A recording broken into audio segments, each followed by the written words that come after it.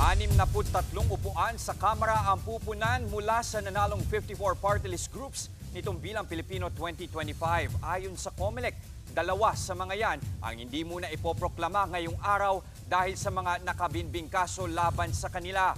Para sa ibang detalye, live mula sa Manila Hotel, nasa frontline ng balitang yan si Camille Samonte. Camille, binanggit ba ni Chairman Garcia yung 2 party list na hindi muna ipoproklama ngayong hapon?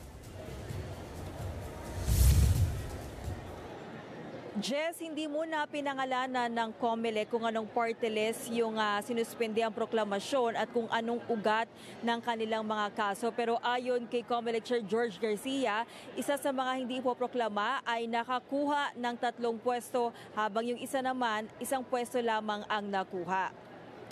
Ilang minuto na nga lamang at magsisimula na ang proklamasyon ng mga nanalong party list sa katatapos lang na Bilang Pilipino 2025. Sa press conference ng COMELEC kanina, sinabi ni Chairman George Garcia na 63 seats ang pupunan mula sa 54 na party list na nanguna sa katatapos lang na Bilang Pilipino 2025.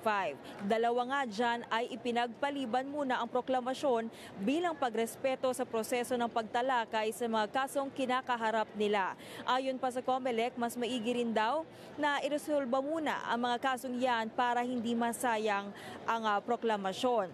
Tigta 3 pwesto ang nakuha ng 3 nangunang party list group. Yan ang Akbayan, Duterte Youth at Tingog Party List. Jess, maliban dyan, tigda 2 pwesto naman sa Kamara ang nakuha ng 3 party list na sumunod sa kanila, habang tig-1 naman ang natira sa nanalong party list groups. Jess? Camille, siyempre hindi nga nabanggit ng COMELEC yung 2 party list group, pero kung titignan mo rin yung on record kung sino mga may disqualification case, lumalabas ito yung Duterte Youth, saka kung di ako nagkakamali, si WSAT or Tingog yung isa pang party list group. So matanong ko lang, meron ka bang nakikitang representante nung 2 party list groups na yan dyan ngayong hapon?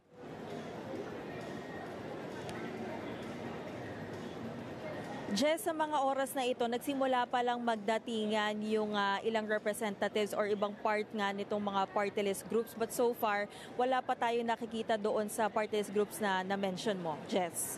Okay. Pero Camille, paano ba yung magiging daloy ng programa? Kasi medyo mahaba-haba yan, 63 seats.